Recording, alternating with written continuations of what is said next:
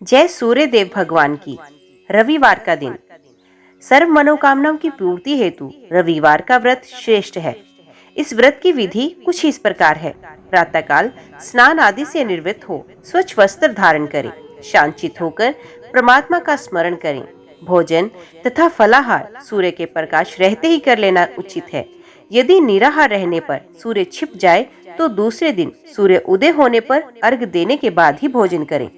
व्रत के दिन नमकीन तेल युक्त भोजन कदापि न करें। इस व्रत को करने से मान सम्मान बढ़ता है तथा शत्रुओं का क्षय होता है। आंख की पीड़ा के अतिरिक्त अन्य सब पीड़ाएं दूर हो जाती हैं। जय सूर्य देव भगवान की। आपके अपने YouTube चैनल जय मां कंजक में आपका बहुत बहुत स्वागत है। आज की वीडियो में हम सूर्य देव भगवान की कथा आपके सामने प्रस्तुत करने जा रहे हैं। उम्मीद करती हूँ कथा का पूरा फल लेने के लिए आप कथा को शुरू से लेकर अंत तक जरूर श्रवण करेंगे। जय सूर्य देव। एक ब्राह्मण था। वे सूरज भगवान का भक्त था। नहाता धोता, कहानी कहता, पर कमाता कुछ भी नहीं था। ब्राह्मण घर में रहता तो ब्राह्मणी बार बार कमाने के लिए परेशान करती। बाहर कहीं जाता तो अड़ोसी पड़ोसी भी उसे निकम्मा कहकर अपमानित करते। अत एक दिन वो नहा धोकर अपने पूजन की सामग्री लेकर जंगल में चला गया।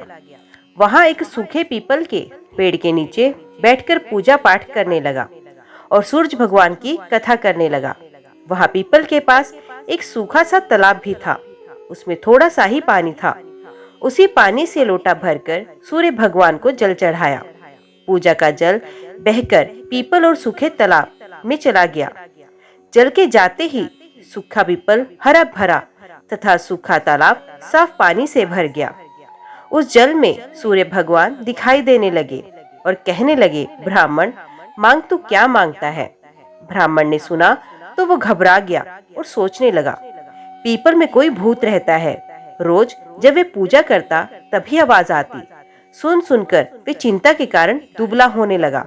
ब्राह्मणी कभी कभी ब्राह्मण से मिलने जंगल आती। उसने ब्राह्मण से पूछा, आप दिन प्रतिदिन दुबले क्यों होते जा रहे हो? तब ब्राह्मण ने सारा हाल बताया। तब ब्राह्मणी ने कहा कि आपके बाद ही आवाज आती है। मुझे तो लगता है कि सूरज भगवान स्वयं आते हैं। इस बार जब आवाज आए तो तुम सब कुछ मांग लेना। ब्राह्मण ने बोला, कैसे मांगूं? ज्यादा कुछ कहना होगा तो मैं भूल जाऊंगा। कोई ऐसी तरकीब बताओ जिसे कम शब्दों में ज्यादा मिल जाए। ब्राह्मणी ने कहा, तुम इस प्रकार कहना, 9 खंडे महल के अंदर सोने के पालने में पड़पोते को 10 दास दासियों द्वारा खिलाते अपनी आंखों से देखूं। इस प्रकार लंबी उम्र, महल, बेटे, पोते पड़पोते और धन सब कुछ मिल जाएगा।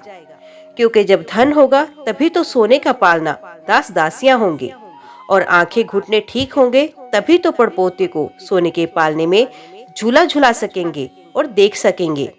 दूसरे दिन पूजा के बाद आवाज आई तो ब्राह्मण ने वैसा ही कहा जैसे ब्राह्मणी ने समझाया था।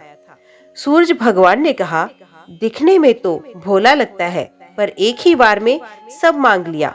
सूरज भगवान ने कहा, जो तेरी इच्छा पूरी हो। ब्राह्मण जंगल से घर आया तो देखा कि उसकी टूटी हुई झोपड़ी की जगह एक 9 खंडा महल खड़ा है। दास दासी आ जा रहे हैं। ब्राह्मण ने उनसे कहा, यहाँ मेरी झोपड़ी और बूढ़ी ब्राह्मणी थी, वो कहाँ गई? उस समय महल की खिड़की से एक सुंदर औरत गहनों और सुंदर कपड़ों से सजी हुई बाहर आई और बाहर आते ही बोली, आ जाओ, ये अपना ही घर है। सूरज भगवान ने तुम्हारी मनोकामना पूर्ण कर दी। ब्राह्मण ने कहा, तुम इतने धन का करोगे क्या? ब्राह्मणी ने कहा, धन से क्या नहीं होता, दान पुण्य यज्ञ हम होम करेंगे। फिर ब्राह्मण ने वैसा ही किया। अब सब राजा की जगह ब्राह्मण का गुणगान करने लगे। राजा ने ये सब सुनकर ब्राह्मण को बुलवाया और पूछा, कल तक तो आपको खाना भी नहीं मिलता था, आज ये धन कहाँ से आ गया? कहाँ से चोरी डाका डाला? ब्राह्मण ने कहा, ये सब तो सूर्य भगवान की कृपा है और सारी कहानी बता दी। राजा ने कहा, मेरे पुत्र नहीं है तो मुझे क्या करना चाहिए? ब्राह्मण ने राजा को सूर्य भगवान की पूजा की विधि बताई। राजा ने वैसा ही किया। यो उसके पुत्र हो गया। सब लोग सूर्य भगवान की जय बोलने लगे। हे सूर्य भगवान, जैसे ब्राह्मण और राजा की मनोकामना पूर्ण की, वैसी सबकी करना। कहानी कहने वाले, कहानी सुनने वाले सबकी मनोकामना पूर्ण करना। अभी हम श्रवण करते हैं सूर्य देव भगवान के जन्म की कथा। जय सूर्य देव। पौराणिक कथा के अनुसार सृष्टि के निर्माण के पहले सारा जगह प्रकाश रहित था। सबसे पहले कमल योनि ब्रह्मा जी का प्राकट्य हुआ। उनके प्राकट्य के बाद मुख से पहला शब्द ओम का निकला, जो सूर्य का तेज रूप, सूक्ष्म रूप था। इसके बाद ब्रह्मा जी के 4 मुखों के माध्यम से 4 वेद, ऋग्वेद, यजुर्वेद, सामवेद और अथर्ववेद प्रकट हुए, जो कि ओम के तेज में एकाकार हो गए।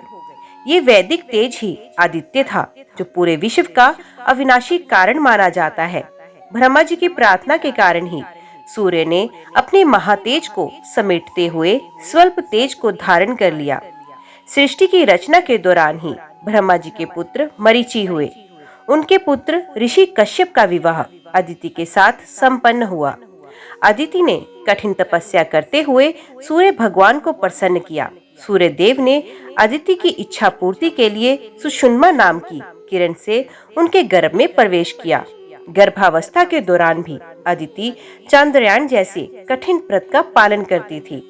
इस पर एक बार ऋषिराज कश्यप क्रोधित हो गए और उन्होंने अदिति से कहा कि तुम गर्भस्थ शिशु को उपवास रखकर क्यों मारना चाहती हो। इतना सुनते ही देवी अदिति ने गर्भ में पल रहे बाल को उदर के बाहर कर दिया, जो अपने दिव्य तेज से प्रज्वलित हो रहा था। ये बालक कोई और नहीं बल्कि भगवान सूर्य शिशु रूप में गर्भ से प्रकट हुए थे। ब्रह्म पुराण में अदिति के गर्भ से जन्मे सूर्य के अंश को विवस्वान कहा गया है। जय सूर्यदेव भगवान की। आज की वीडियो में इतना ही। उम्मीद करती हूँ वीडियो आपको पसंद आई होगी। वीडियो पसंद आई हो तो वीडियो को लाइक और चैनल को सब्सक्राइब जरूर कीजिएगा। कमेंट बॉक्स में अपनी हाजिरी लगवाना ना भूलिएगा। तो मिलते हैं अगली कथा के साथ। तब तक के लिए देखते व सुनते रहिए। जय मां कंजक, जय माता दी।